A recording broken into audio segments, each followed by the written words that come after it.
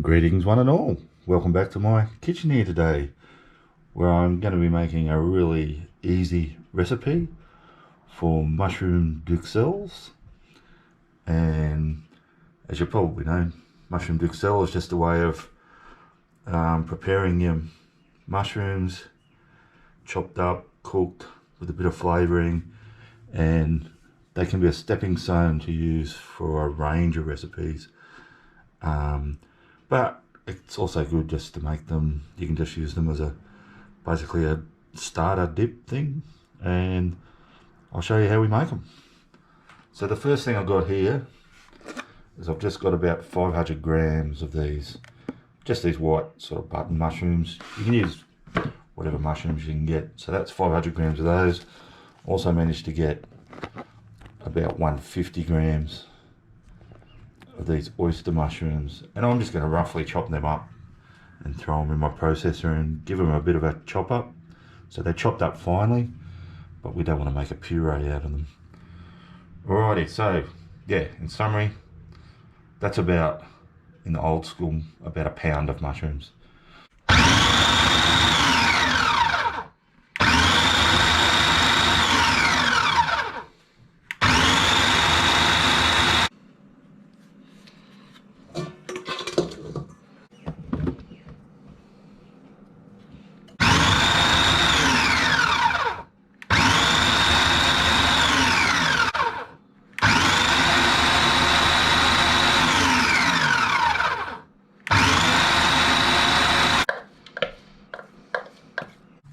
Alrighty guys, so in my fry pan here, I'm just gently melting a couple of tablespoons of butter. Like I say, I don't want it on a really high heat. We'll try not and burn that butter. And to that, I'm just going to add, I've got 2 small shallots, so those little onions that I've just reasonably finely chopped. And I've got 3 cloves of garlic that I've grated. And we're just going to gently saute that in that butter for a little while.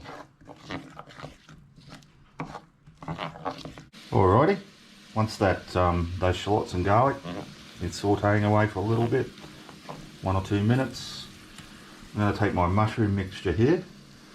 Well, mixture, it's just chopped, finely chopped mushroom, and it looks like quite a lot, but as we know, that's going to cook down a lot. Mushrooms, yeah, about 90% water, and this is what we're going to do now.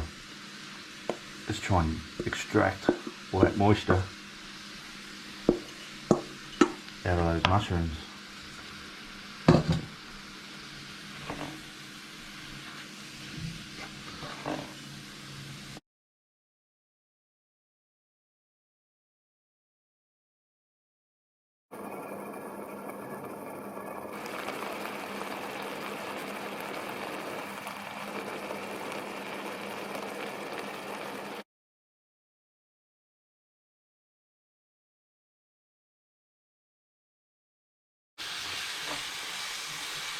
Alrighty, so we've been cooking that away for a good 20-25 minutes now, and a lot of that moisture has evaporated. I'm just going to keep cooking it on a bit higher heat just for a bit longer, just to get a little bit more colour on those mushrooms, but I do not want to, like I say, burn anything, but we'd like to get them a little darker yet.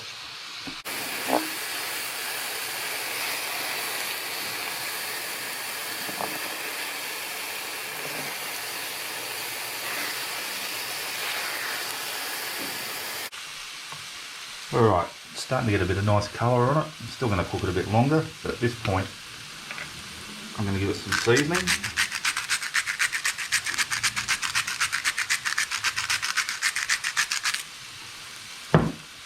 Sea salt, some cracked black pepper, and this is optional, but I'm going to add about a tablespoon of brandy.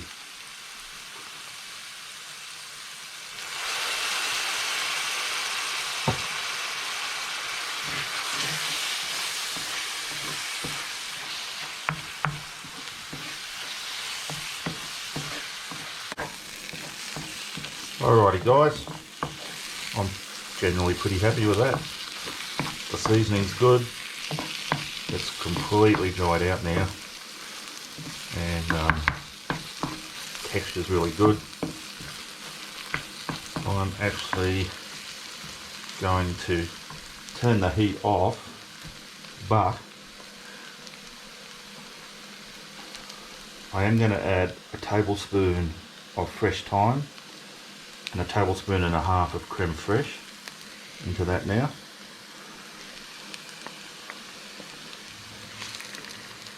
And I'll stir that through and just let it amalgamate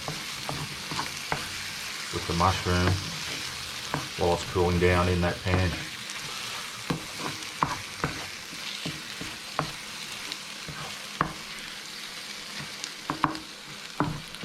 Alrighty guys, so I've plated up some of my mushroom Duxelles, and as I said at the start of the video, you can actually put this away and it'll last a good few days in the fridge, or you can freeze it, and it is a stepping stone to a lot of other recipes. But you can also just eat it straight away. Like, I'm just going to try it here. I am going to put a fair bit of it away though for some other ideas. But I mean, this would be good just even for breakfast. You could make some nice thick toast, spread it on a bit of toast, put a nice soft poached egg on it, and yummy. Alright, but let's just try this batch, just with a little crust biscuit thing. See if we can focus up close today. Not much to look at, it's not pretty, and basically it's mushroom pate, let's be honest.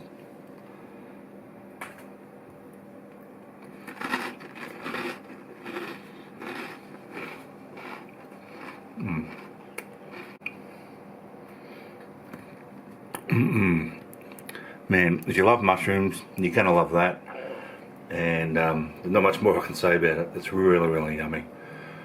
Alrighty guys, thanks for watching.